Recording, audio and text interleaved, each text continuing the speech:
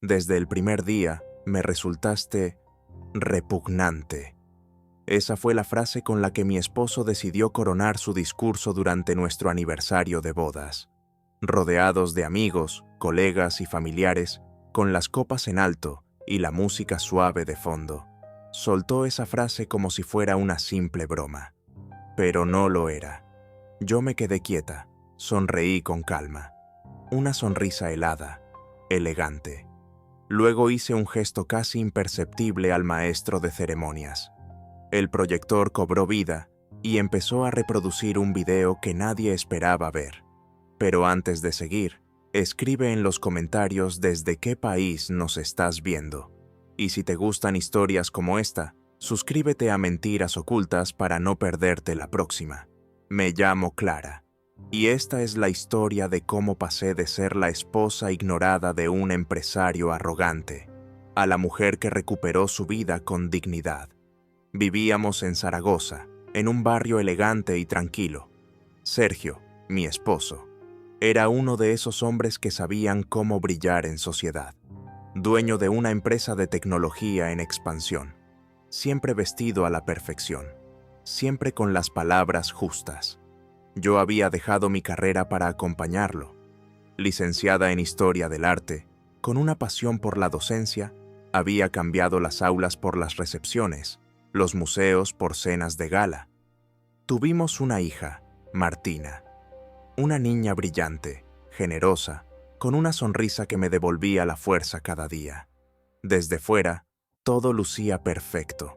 Una casa hermosa, viajes frecuentes, reuniones sociales, fotos familiares impecables. Pero la realidad era muy distinta. Sergio me hablaba con desprecio disfrazado de sarcasmo. Se burlaba de mis comentarios en las cenas, ignoraba mis opiniones en privado. Siempre había una excusa para llegar tarde, para no hablar, para no mirar. Yo soportaba por Martina, porque crecí pensando que los niños necesitan una familia unida, aunque duela, porque me daba miedo el qué dirán, porque pensaba que él cambiaría, que todo era temporal. Pero los años pasaban y nada cambiaba. Al contrario, sus ausencias eran más largas, sus insultos más sutiles, pero más hirientes. Me convertí en una sombra. Dejé mis pasiones, me alejé de mis amigas. Vivía para ser madre y esposa. Pero nada era suficiente para él, hasta que un día todo cambió. Una noche, mientras cenaba con Martina, escuché algo que me heló la sangre. «Papá hoy volvió a cenar con Lidia», dijo mi hija mientras jugaba con la cuchara. Lidia, una joven empleada de la empresa de Sergio, ambiciosa, encantadora, siempre vestida a la última moda. Yo había notado cómo Sergio la miraba. Había elegido no ver, por miedo, por comodidad. Pero escucharlo de labios de mi hija fue como una bofetada. La vi saliendo del centro comercial. Estaban juntos, añadió Martina sin malicia. Esa noche no dormí. Me revolvía en la cama, entre la rabia y la desesperación, hasta que decidí que no podía seguir así. Ya no se trataba solo de mí. Tenía que proteger a mi hija. Tenía que recuperar mi vida. Y así comenzó todo. A la mañana siguiente, desperté con los ojos hinchados, pero con una claridad que hacía años no sentía. No podía seguir interpretando el papel de la esposa perfecta mientras me marchitaba por dentro. Necesitaba un plan, algo concreto, frío, eficaz. No un berrinche, no una discusión, sino una estrategia. Llamé a Mónica, una antigua compañera de universidad que ahora trabajaba como abogada de familia. Nos vimos en una cafetería discreta. Me escuchó con atención, sin interrumpirme, mientras yo desgranaba los años de silencios, los desplantes, las sospechas. «Lo primero que necesitas son pruebas, Clara», me dijo con seriedad. «Infidelidad, maltrato emocional, todo eso cuenta, pero hay que demostrarlo». Me recomendó a un detective privado, Julián, ex policía, especialista en seguimientos y muy discreto. Al día siguiente lo contacté. Era un hombre serio, de mirada firme y hablar pausado. Me inspiró confianza desde el primer minuto. Le conté todo, sin filtros. Me aseguró que podría ayudarme. Le seguiré sin levantar sospechas, pero tú también debes tener cuidado. Nada de cambios bruscos en tu actitud. Que no sospeche nada. Empezamos entonces la doble vida. Durante el día, Clara seguía siendo la esposa obediente, la madre dedicada, la anfitriona perfecta. Pero por dentro, me estaba preparando para la guerra. Empecé a guardar copias de documentos, a revisar movimientos de cuentas bancarias. Con la ayuda de Mónica, abrí una cuenta a mi nombre y comencé a transferir pequeñas cantidades desde una cuenta compartida de la empresa que también gestionaba con Sergio. Lo hacía con extremo cuidado, registrando todo, anotando fechas, justificantes. Julián, mientras tanto, hizo su trabajo con precisión. En solo 3 semanas, ya tenía fotos de Sergio entrando a un hotel con Lidia, vídeos de sus cenas cómplices, grabaciones en las que se decían cosas que prefería no escuchar. Era doloroso ver esas pruebas, pero también liberador. Ya no era solo una intuición, era una verdad grabada, documentada, irrefutable. Mónica analizó todo con frialdad jurídica. Con esto puedes conseguir un divorcio ventajoso, custodia de Martina, parte de los bienes, pensión. Pero necesitamos actuar con inteligencia. Durante ese tiempo, me volqué en mi hija. Martina seguía ajena a todo. Seguía dibujando, riendo, jugando en el jardín. Yo me obligaba a mantener la sonrisa frente a ella, a proteger su mundo. Pero por las noches, en mi cuarto, lloraba en silencio. No por él, sino por lo que yo había permitido. Y entonces, una noche, Sergio lanzó la chispa que faltaba. Clara, estaba pensando, ya que se acerca nuestro aniversario, podríamos organizar algo grande. Una fiesta con todos nuestros amigos, colegas, algo elegante. Quiero celebrar estos 10 años contigo. Lo dijo mientras comía sin levantar la vista. Yo sentí que el mundo se detenía por un segundo. 10 años. 10 años de soportar, de fingir, de callar. Y ahora él quería celebrar. Me parece una idea maravillosa. Respondí con la voz más dulce que pude fingir. Me encargaré de todo. Va a ser inolvidable. Y lo fue. Pero no como él imaginaba. Durante las semanas siguientes, planifiqué cada detalle del evento con una precisión quirúrgica. El restaurante más exclusivo de Zaragoza. Reservado. El menú.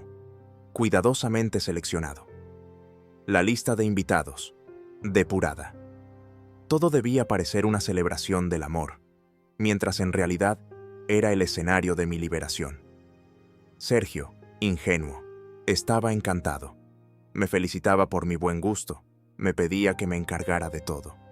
Sabes que confío en ti para estas cosas, decía, sin notar el sarcasmo escondido en mi sonrisa. Mientras tanto, Julián me ayudó a editar un video con todas las pruebas. No era morboso, no era vulgar. Era claro, directo, documentado. Una compilación de la verdad. Mónica también revisó el contenido para asegurarse de que fuera legalmente válido, por si alguna vez se necesitaba en el juzgado. Y mientras organizaba la fiesta, también organizaba mi futuro. Había conseguido una entrevista en una editorial en Valencia, gracias a una exprofesora que recordaba mi pasión por el arte. Viajé en secreto, les mostré mi portafolio y en menos de una semana me ofrecieron un puesto como editora de contenidos culturales. Era perfecto, un buen salario, horarios flexibles y una ciudad donde podría empezar de nuevo con Martina. Alquilé un piso en un barrio tranquilo, cerca de una escuela que había visitado personalmente. Inscribí a mi hija, solicitud de 009 el cambio de residencia. Tenía todo listo. Llegó el día de la fiesta. Me vestí con un diseño elegante, negro, sencillo, con la espalda descubierta. No buscaba llamar la atención. Quería sentirme yo misma. Al mirarme al espejo, por primera vez en mucho tiempo, me sentí fuerte, dueña de mí. dueña de mi historia. El salón del restaurante rebosaba de gente. Luces cálidas, música en vivo, mesas decoradas con rosas blancas y velas flotantes. Todo perfecto. Sergio se paseaba entre los invitados como un emperador satisfecho. Recibía felicitaciones, sonreía, daba palmadas en la espalda. Yo me mantenía a su lado, tranquila, atenta, cuidando cada gesto, cada palabra. Martina corría por el salón con sus primos, feliz. No sabía que esa noche cambiaría nuestras vidas. Entonces, Sergio tomó el micrófono. El momento había llegado. Queridos amigos, familiares, colegas, gracias por estar aquí para celebrar estos 10 años con nosotros. El silencio se extendió por la sala. Todos atentos. Yo también. 10 años, de esfuerzo, de paciencia y de decisiones. Porque sinceramente, desde el primer día, Clara me resultó insoportable. Un murmullo cruzó el salón. Algunos rieron, creyendo que era una broma. Otros me miraron, confundidos. Yo seguía sonriente, inmóvil. Nunca me entendió, nunca estuvo a mi altura. Era bonita, sí, pero sin ambiciones. Una carga, pero al menos siempre supo mantenerse callada. El veneno de sus palabras se derramaba entre las copas de champán. Algunos ya no sabían dónde mirar. Martina lo observaba desde una mesa cercana, sin comprender. Cuando terminó su discurso, el silencio era absoluto. Ni un aplauso, ni una palabra. Entonces yo tomé el micrófono. Gracias, Sergio, por tu sinceridad, y gracias a todos por estar aquí. Pero creo que es justo que conozcan otro lado de esta historia. Maestro de ceremonias, por favor. El proyector se encendió. Las luces bajaron. En la pantalla comenzaron a desfilar las imágenes de Sergio besando a Lidia, entrando a hoteles, riendo mientras hablaba mal de mí en un restaurante. Las caras de los invitados eran un poema. Incredulidad, asombro. Algunos se cubrían la boca, otros grababan con sus móviles. Sergio había quedado petrificado. Lidia se deslizó fuera del salón como una sombra.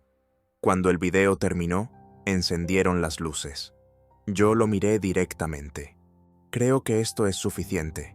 Mañana presentaré la demanda de divorcio y me llevaré a Martina. Les pido disculpas por el espectáculo, pero la verdad merecía ser contada. Tomé la mano de mi hija y salimos del salón. No miré atrás. Al salir de aquel salón, sentí que me arrancaba un peso del alma. El aire frío de la noche me devolvió el aliento. Martina caminaba a mi lado, en silencio, confundida, con la mano apretada a la mía. «Mamá, ¿qué está pasando?» Me agaché y la abracé con fuerza. «Estamos bien, mi amor. Todo va a estar bien. Hoy comienza una nueva vida para nosotras». Al llegar a casa, recogí la maleta que había preparado con anticipación. Solo lo necesario. Documentos, algo de ropa, los dibujos de Martina. Un taxi nos esperaba en la esquina. No hubo despedidas.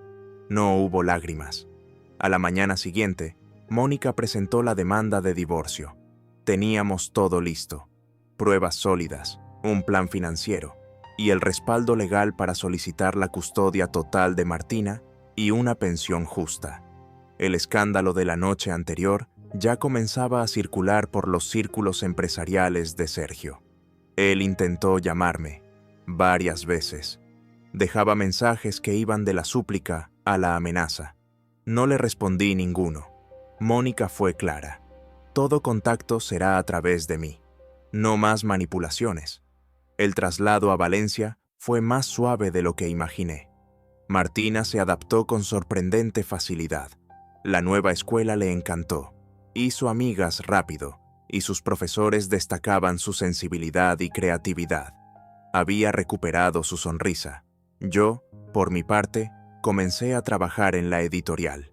Desde el primer día, sentí que estaba en el lugar correcto, rodeada de libros, de gente apasionada, de proyectos que despertaban algo en mí que creía perdido. Había renacido. Alquilamos un pequeño piso en un barrio tranquilo, con balcones llenos de flores y una librería en la esquina. Las tardes las pasábamos en el parque, leyendo o jugando. A veces íbamos al teatro, otras simplemente paseábamos por el centro. Valencia se convirtió en nuestro refugio. Mientras tanto, la vida de Sergio se desmoronaba. La humillación pública le costó varios contratos. Su reputación estaba por el suelo. Lidia lo había abandonado a los pocos días, y la prensa local comenzó a hacerse eco del escándalo. Sus socios más antiguos tomaron distancia. Su imperio, tan cuidadosamente construido, comenzaba a derrumbarse, y con cada llamada ignorada, su desesperación aumentaba. Pero yo ya no era la Clara que él conocía. Ya no tenía miedo. Una tarde, mientras preparábamos galletas en casa, Martina me miró con curiosidad. «Mamá, ¿crees que algún día te volverás a enamorar?» Me sorprendió su pregunta, tan directa, tan madura. «No lo sé, hija. Por ahora, lo más importante eres tú. Pero si un día llega alguien que nos quiera a las dos, tal vez». Ella sonrió y me abrazó. «Yo solo quiero que seas feliz, mamá. Te lo mereces». Y yo, por primera vez en muchos años, supe que lo era. Con el paso de los meses, mi vida comenzó a reconstruirse desde los cimientos. Pero no era un camino sencillo. A pesar del alivio de haber escapado de una relación destructiva, el proceso legal con Sergio era una batalla constante. Sergio intentaba todo para revertir la situación. Impugnaba las pruebas, manipulaba a conocidos en común. Incluso intentó convencer a algunos empleados de su empresa de que testificaran en su favor. Pero cada movimiento suyo solo reforzaba lo que ya todos sabían, que había perdido el control y se hundía en su propio veneno. Mónica y yo trabajábamos de cerca. Ella era precisa, incansable. Su determinación me sostenía. Cada documento, cada fecha, cada palabra debía estar medida. Sabía que él tenía recursos, abogados, poder. Pero yo tenía la verdad, y eso era mi escudo más fuerte. El juzgado fijó fecha para la primera audiencia de conciliación. Recuerdo el día como si fuera ayer. Me vestí con sobriedad, recogí el pelo y llegué al tribunal con la cabeza en alto. Sergio estaba allí, con su traje impecable, pero la mirada perdida. Ya no quedaba en él rastro de ese hombre seguro que una vez me atrajo. Era una figura hueca, tambaleante. Cuando el juez nos llamó, no me tembló la voz. Expuse mis razones, presenté mis pruebas, protegí a mi hija con cada palabra. Sergio, por su parte, intentó mostrarse como la víctima, pero incluso el juez frunció el ceño ante sus contradicciones. Esa primera audiencia no resolvió todo, pero fue una victoria simbólica. El juez ordenó una evaluación psicológica de ambas partes y reafirmó que Martina quedaría conmigo de forma provisional. Era el primer paso. Mientras tanto, en Valencia, Martina seguía creciendo feliz. Se inscribió en un taller de dibujo donde descubrió una nueva pasión. Pasábamos tardes enteras coloreando juntas, riendo, compartiendo silencios que también eran cómplices. Yo seguía en la editorial, y cada proyecto me devolvía parte de la mujer que había dejado atrás. Una noche, después de cenar, ella me miró con esa seriedad que solo los niños valientes tienen. «Mami, si papá quiere verme, ¿tendré que ir?» Tragué saliva. Me senté a su lado. Le tomé la mano. «Solo si tú quieres, mi amor. Nadie te puede obligar a hacer nada que te haga sentir mal. Yo siempre voy a estar contigo». Ella asintió. Me abrazó. Y no volvió a preguntar. Pero sabía que tarde o temprano, esa conversación tendría que volver. Mes tras mes, el proceso legal avanzaba como una marea lenta pero constante. Mientras tanto, yo seguía construyendo una vida nueva, sin permitir que el pasado me definiera. La editorial me ofreció más responsabilidades: revisión de contenidos curatoriales, participación en conferencias sobre arte contemporáneo y, para mi sorpresa, la coordinación de una nueva colección sobre mujeres artistas del siglo XX. Sentí que cada uno de esos logros Era una parte de mí que regresaba del olvido. Martina florecía. Su profesora de arte me llamó un día y me dijo: «Tu hija tiene un talento especial.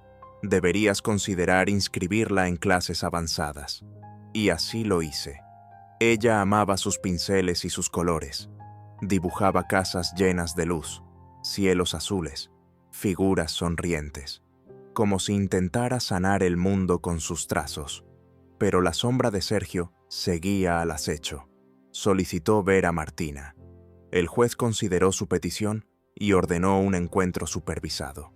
Yo estuve presente, junto con una psicóloga del juzgado. Fue una escena tensa. Sergio intentó mostrarse afable, comprensivo. Le llevó un regalo costoso y le habló como si nada hubiera pasado. Pero Martina, que siempre fue intuitiva, apenas respondió. Lo miraba con una mezcla de desconfianza y tristeza. No lloró, pero tampoco sonrió. Al terminar la sesión, la psicóloga me dijo en voz baja: «Es evidente que la niña ha sufrido, pero también que ha encontrado un espacio seguro contigo.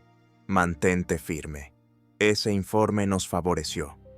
El tribunal limitó las visitas a un régimen muy controlado, y la custodia provisional se transformó en custodia definitiva. Recuerdo que cuando salí del juzgado con la resolución en la mano, me senté en un banco, saqué el móvil y llamé a Mónica. No pude decir nada, solo lloré.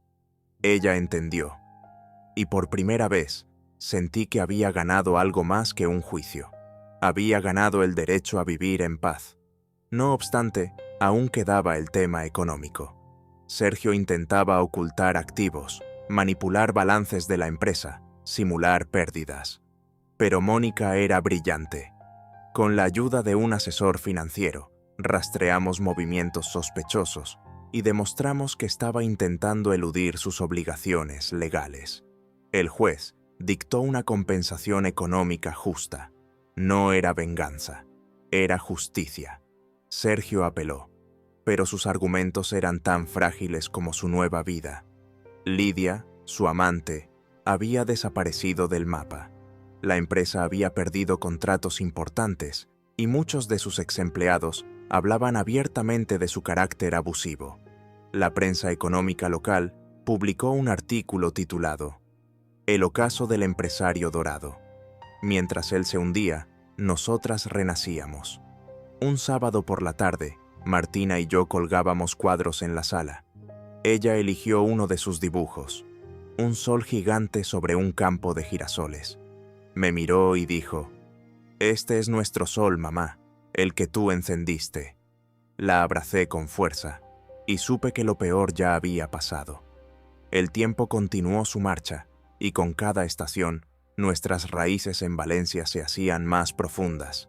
Martina terminaba el curso con excelentes notas. Había hecho amigas entrañables y adoraba a su profesora de arte, quien la animaba a participar en una exposición local de jóvenes talentos. La vi preparar sus obras con una concentración que me conmovía. Era su forma de hablar sin palabras, de procesar todo lo vivido. En la editorial, me sentía valorada como nunca antes. Me ofrecieron coordinar un equipo propio y liderar un proyecto europeo sobre arte y resiliencia. Por primera vez, no sentía culpa por disfrutar de mi trabajo. Me sabía útil, capaz, viva. Aún así, había momentos en los que el pasado intentaba colarse. Alguna canción, algún olor o alguna frase que escuchaba al azar en la calle. Y regresaban los recuerdos, pero ya no dolían como antes. Ahora eran como cicatrices bien cerradas. Estaban allí, pero no sangraban. Sergio, por su parte, seguía perdiendo presencia en el mundo empresarial. Su reputación estaba por el suelo. Había intentado dar entrevistas para limpiar su imagen, pero nadie quería asociarse con un hombre que había sido desenmascarado en público por su propia esposa. Un día, recibí una carta, escrita a mano. Era de él. Clara, no espero tu perdón, pero necesitaba escribirte. Perdí todo. No por lo que hiciste, sino por lo que yo fui. Perdí a mi hija. Perdí el respeto de mis colegas. y sobre todo, me perdí a mí mismo. Únicamente quería decirte que lo siento, por todo.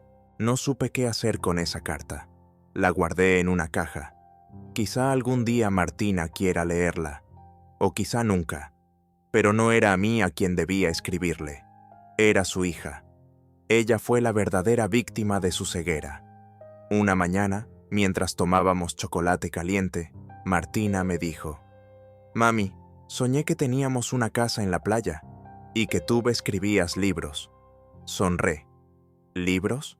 Nunca lo había considerado, pero esa noche, al acostarme, abrí una libreta en blanco. Escribí las primeras líneas de mi historia, no por revancha, no por fama, sino por todas las mujeres que, como yo, alguna vez se sintieron invisibles. Clara ya no era la sombra de nadie. Era madre, profesional, amiga y, por fin, protagonista de su propia vida.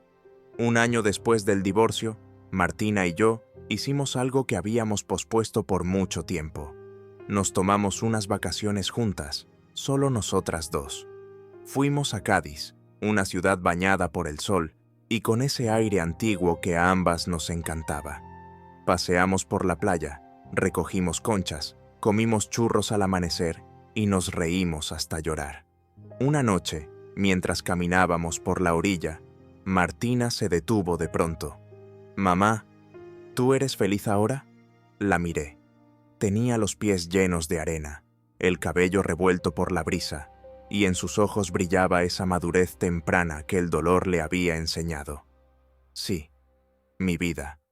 Soy feliz, porque estamos juntas, porque te veo crecer, porque cada día me elijo a mí misma sin miedo».